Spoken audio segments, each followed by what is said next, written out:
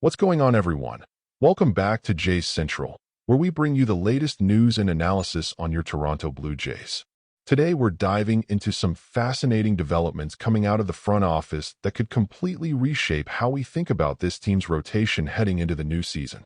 The Blue Jays have been incredibly aggressive this offseason, making major moves to address their pitching staff after watching their playoff hopes slip away last year. They've already made significant investments in their starting rotation, bringing in impact arms that should give them a legitimate shot at competing for a championship. But here's where things get really interesting. Despite already having what looks like a full rotation, Toronto might not be done adding pitching talent. Before we get into the details, make sure you smash that like button right now if you're excited about the Blue Jays' aggressive approach this winter. And drop a comment below telling me what you think about the team's pitching moves so far. Are you satisfied with what the front office has done? Or do you want to see more action before opening day? Let's get into it. The Blue Jays made their intentions crystal clear when they signed Dylan Cease to anchor the rotation. That massive 7-year commitment showed that management understands the importance of elite pitching in today's game. But they didn't stop there. The organization also brought in Cody Ponce to add another arm to the mix, giving them additional depth and options as they construct their pitching staff. These moves represented significant financial investments and demonstrated that ownership is willing to spend money to put a competitive product on the field. However, Toronto's pitching pursuits didn't end with those signings. The Blue Jays were heavily involved in the Framber Valdez sweepstakes before the left-hander ultimately chose to sign with the Detroit Tigers. That near miss has left some wondering whether the front office will continue hunting for additional rotation help, even though it might seem like they already have enough starting pitchers.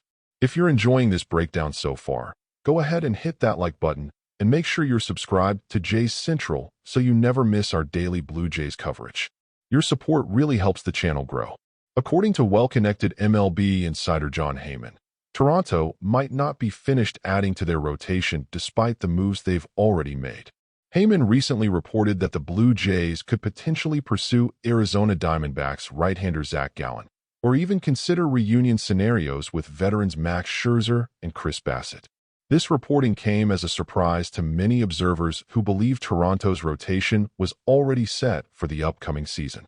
Heyman specifically noted that the Blue Jays made a late push to try to land Valdez before he chose Detroit, which suggests the front office is still open to adding another quality arm if the right opportunity presents itself.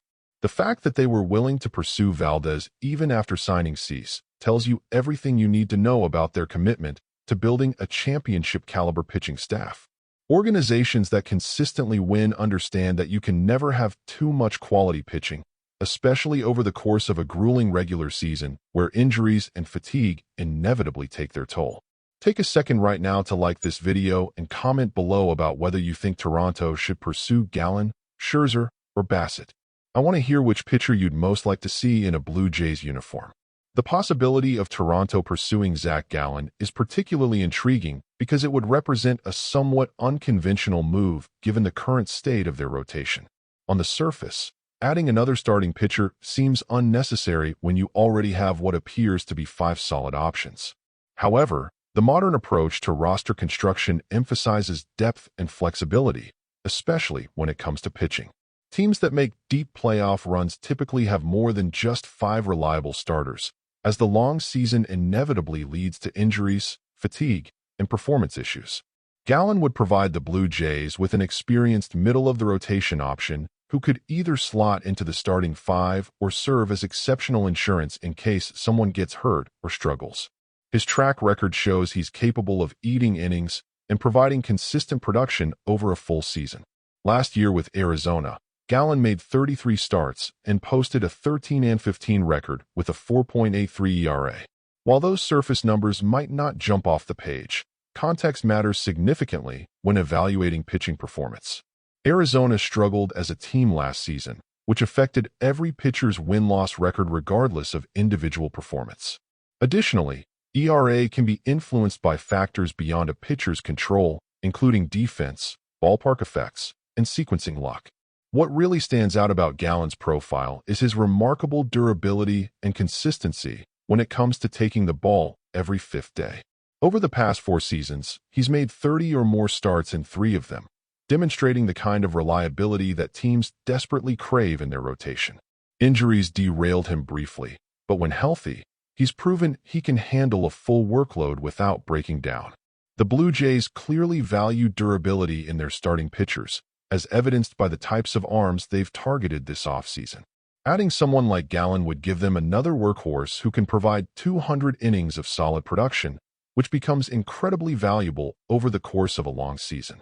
Before we continue, make sure you've liked this video if you haven't already, and drop a comment telling me if you think Gallen would be a good fit in Toronto. Would you be excited about this potential addition, or would you rather see the team pursue a different target? Gallen also brings some impressive pedigree to the table, having earned All-Star honors back in 2023. That selection wasn't just a popularity contest or a reward for being on a good team. Gallen genuinely pitched at an elite level that season and earned recognition as one of the best pitchers in baseball. Players who've reached that level of performance, even if only for one season, have shown they possess the talent and ability to dominate when everything clicks. The question becomes whether Gallen can recapture that form or at least pitch closer to his all-star level than his 2025 numbers would suggest. For Toronto, adding Gallen would represent a calculated gamble that his down year was an aberration rather than the beginning of a decline. The front office would need to evaluate whether they believe in his underlying metrics and whether they think a change of scenery could help him bounce back. Pitchers often benefit from new environments, different coaching philosophies, and fresh starts with organizations that believe in their abilities. The Blue Jays have shown they're willing to bet on players bouncing back or reaching new levels of performance, and Gallen could fit that profile perfectly. His experience pitching in big games for Arizona, including their playoff run in 2023, would also bring valuable postseason experience to a Toronto rotation that needs proven performers in high-leverage situations. Don't forget to like this video and comment below about whether you believe Gallen can bounce back to his all-star form. I'm really curious what Jays Central viewers think about his potential in Toronto. Now let's talk about the Max Scherzer possibility, which might actually make more sense than people initially think. Scherzer pitched for the Blue Jays last season after they signed him to provide veteran leadership and high-end performance. While his regular season numbers weren't spectacular, posting a 5-5 record with a 5.19 ERA across 17 starts, he showed up when it mattered most in October. In 3 playoff starts, Scherzer went 1-0 with a 3.77 ERA, delivering quality performances that helped Toronto advance in the postseason. Those playoff starts reminded everyone that Scherzer is a different pitcher when the stakes are highest and the lights are brightest. His competitive fire and championship pedigree become even more valuable in October, when experience and mental toughness often matter as much as pure stuff. The fact that he came through for Toronto in those crucial games has apparently left a positive impression on the organization, as Jon Heyman reports that the team still has interest in bringing him back for another season. Scherzer himself appears interested in pitching again, despite being 41 years old. According to Heyman's reporting on MLB Network, the veteran right-hander wants to be a full-year pitcher rather than a mid-season addition, and his competitive drive remains as strong as ever. Heyman specifically noted that Scherzer is one of the most competitive players in baseball history, and that fire hasn't diminished despite his age. Players like Scherzer who are driven by competition and the desire to win championships don't simply lose that mentality overnight. As long as his body can hold up and he can still compete at a high level, Scherzer will continue pitching because he's addicted to the competition and the challenge. For the Blue Jays, bringing back a familiar face who already knows the organization and proved himself in the playoffs could be an attractive low-risk option. Make sure you hit that like button and let me know in the comments whether you'd like to see Scherzer back in a Blue Jays uniform. Would you be excited about a reunion, or would you rather the team go in a different direction? However, Ken Rosenthal's recent reporting adds an interesting wrinkle to the Scherzer situation. According to Rosenthal, Scherzer isn't rushing to sign with anyone despite being healthy and ready to pitch immediately if the right opportunity emerges. Instead, the 3-time Cy Young Award winner is content to wait until after opening day if necessary to ensure he lands with a preferred team in a situation that makes sense for him.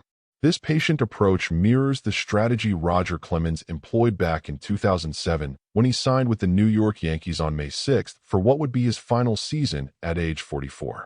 Clemens waited until the right opportunity presented itself rather than jumping at the first offer, and Scherzer appears willing to do the same thing. At this stage of his career, with financial security already established and a Hall of Fame resume already built, Scherzer can afford to be selective about where he pitches and under what circumstances. Rosenthal noted that Scherzer is comfortable staying home with his wife Erica and their 4 children until the perfect situation materializes. This waiting game could actually work in Toronto's favor if they decide they want to bring Scherzer back.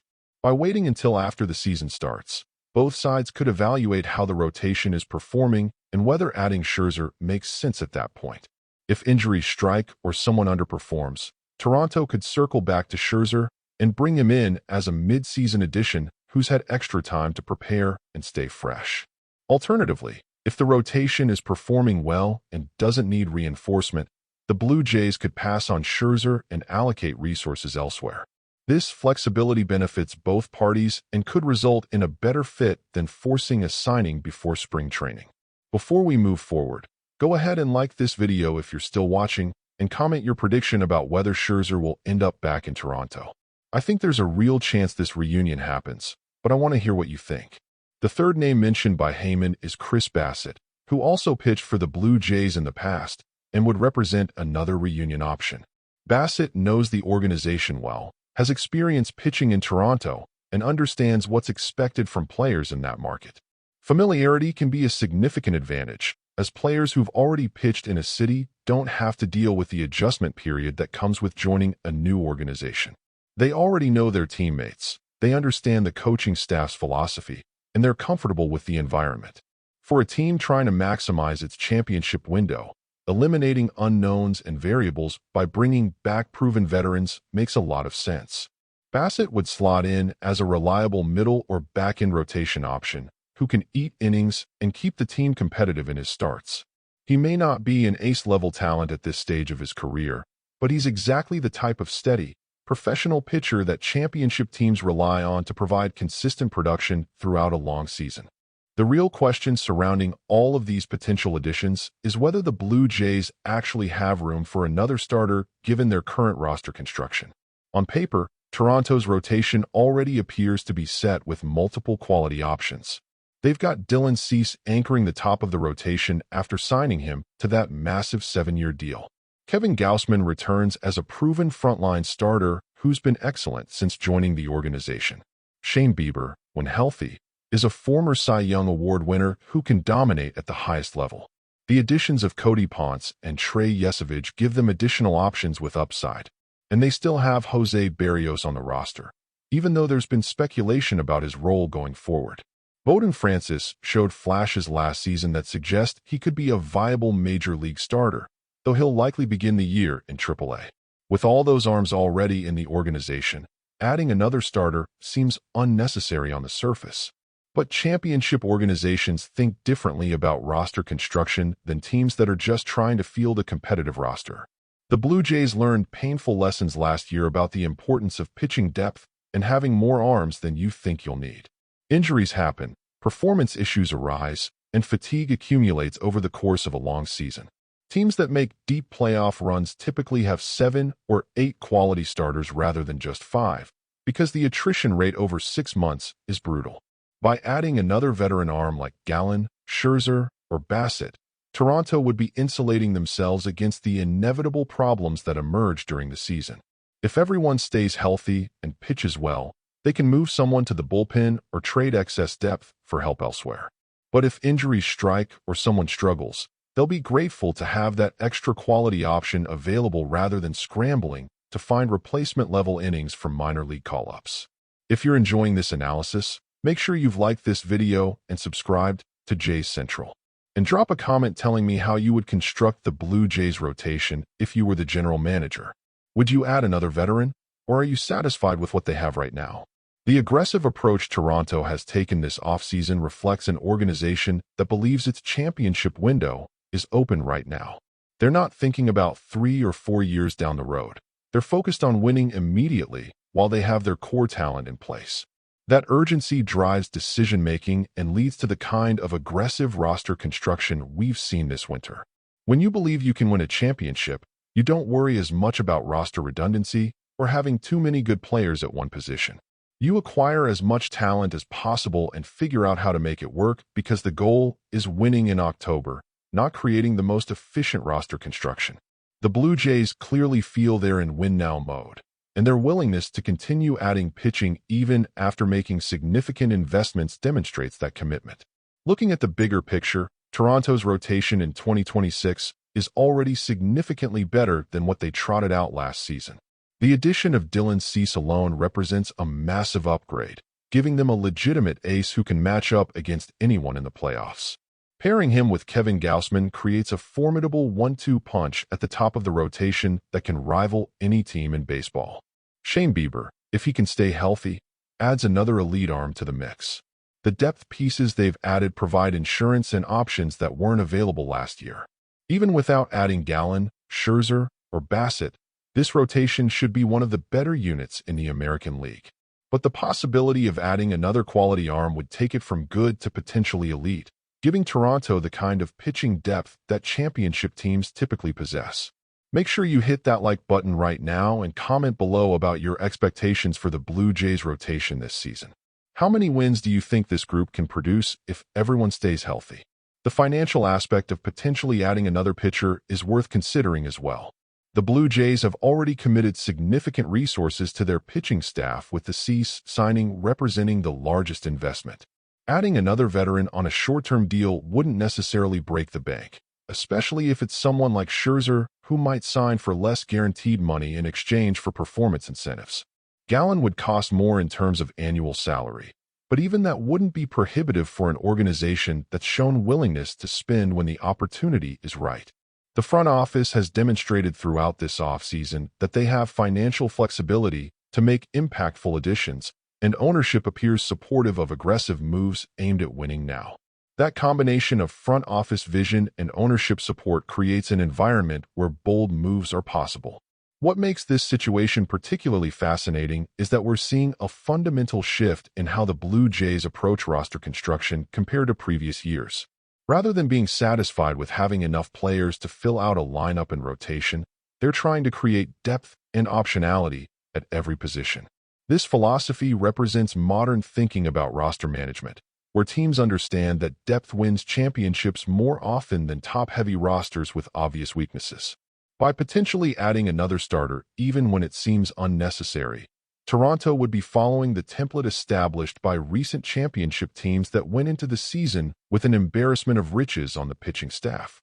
Before we wrap up, make sure you've liked this video and left a comment sharing your thoughts on everything we've discussed today.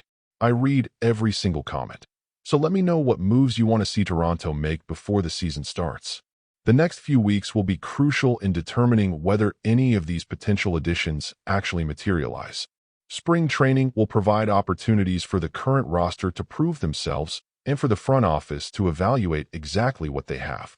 If concerns emerge about any of the current rotation options, you can bet the Blue Jays will be on the phone exploring every available option to upgrade. Conversely, if everyone looks sharp and healthy during spring training, Toronto might decide they're comfortable with their current group and allocate resources elsewhere. The beauty of having financial flexibility and an aggressive front office is that options remain available even as we get closer to opening day. Thanks so much for watching today's video here on Jays Central. Make sure you've liked this video, subscribed to the channel, and turned on notifications so you never miss our Blue Jays coverage. Drop a comment below with your thoughts, and I'll see you in the next one.